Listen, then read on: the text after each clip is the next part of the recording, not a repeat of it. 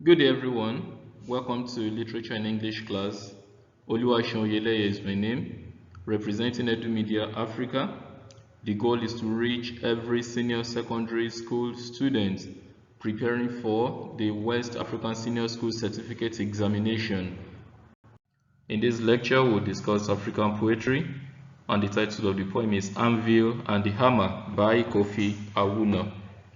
The image you are seeing, you can see anvil, hammer, and the object placed in between the anvil and the hammer. The anvil represents the African culture, while the hammer represents the European culture.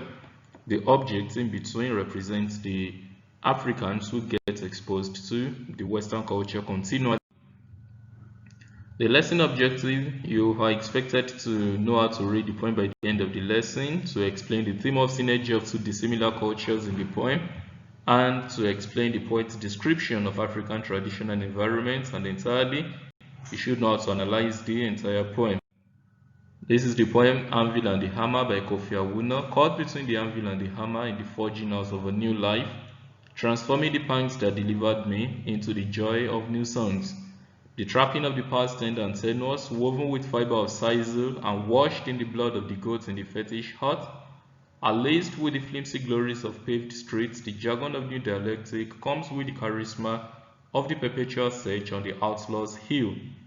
So the old days for us are fathers, that we can wear them under a new garment, after we washed ourselves in the whirlpool of the many rivers estuary.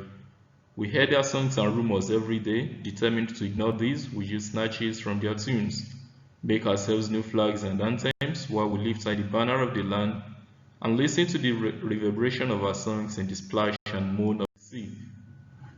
The poem is about the clash of cultures, especially between the Western and African cultures, influenced mainly by the many years of colonization by the West.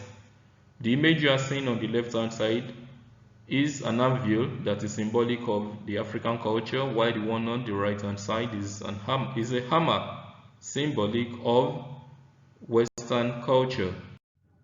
The result of this clash is a cultural twist leading to a change in norms, values, beliefs, and the general way of life of the African people.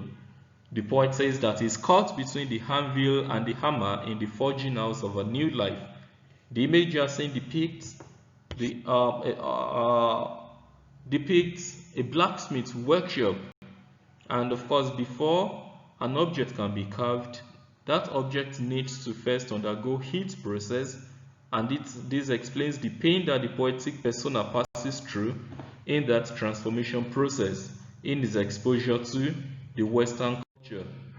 Straight to the analysis of the poem. In stanza 1, the clash between the two dissimilar cultures of the persona's fatherland, that is Africa, is conveyed through the sustained use of an image of what happens to a piece of metal in a blacksmith's workshop, caught between the anvil and the hammer in the forging house of a new life, transforming the pangs that delivered me into the joy of new songs. Now, the pangs there simply represent the pains that the poetic persona undergoes in this transformation process. Then, according to the poetic persona, his experience depicts what is happening in the African continent. After the pang comes the transformation.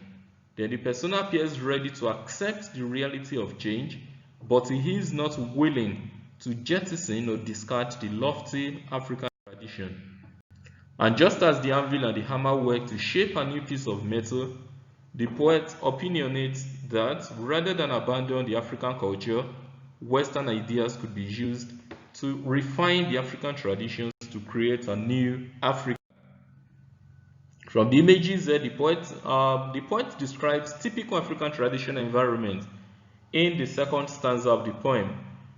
He describes the African traditional environment as a form of contraption, the trapping of the past, tender and tenuous. Despite the fact that the poet speaker sees himself as being trapped, he still describes the environment as one that is tender and tenuous. He also says that the African traditional environment is characterized with fiber of sisal, and of course you see images of the blood of the goat in the fetish hut. You can see the blood of the goat on the left hand side and the fetish hut on your right hand side. All of these are typical of African traditional environment. And the poet compares these with the Western attractions foisted on the Africans through religion and the new system of government. He laments that African values and traditions have been largely eroded. And the quoted lines are laced with the flimsy glories of paved streets. I want you to take note of the word flimsy. The jargon of a new dialectic comes with the charisma of the perpetual search on the outlaw's heel. The outlaw's heel there represents the new system of government, the new religion, and the new trading system that the Westerners have brought into Africa. Now, the use of word flimsy there is employed by the poet to portray the attractions of the Western culture. The poet is not entirely fascinated or carried away by the foreign importations, hence the choice of word flimsy. And of course, having observed the scenario, and the poet speaker has now realized that it is increasingly difficult for Africans to totally reject the Western culture. Therefore, he makes an appeal to the forefathers to sow the old days for us, our fathers, that we can wear them under our new garment. Now, new garment in that expression simply means that Africans can wear the old culture with the new culture. The new garment there represents new culture that Africans have now adopted. The expression that we can wear them under a new garment explains the person's decision to adopt the values inherent in the Western culture and merge them with the extant African values, that's with the existing African values. Then the poet uses the quoted lines to explain Africans' determination to operate seamlessly within the European and African cultures simultaneously. Determined to ignore these, we use snatches from their tunes. Now, using snatches from their tunes simply means that Africans have decided to take the virtues in the Western culture and then merge them with the existing virtues in the African culture, so that there can be creation of new African states, so that there can be an advancement of the new African state. Make ourselves new flags and anthems while we lift high the banner of the land and listen to the reverberation of our songs in the splash and moan of the sea. It is understood that the poet speaker has realized that Western culture has now become indispensable and will continuously influence African culture. Therefore, it canvasses for a synergy of both cultures for a new and better Africa. It does not want a situation where one culture will be rejected for another, or one culture will be assimilated by another. Instead, it wants a harmonization of both cultures for the creation or advancement of new African states. With this, we come to the end of the lecture, and by now, you're expected to know how to read the entire poem.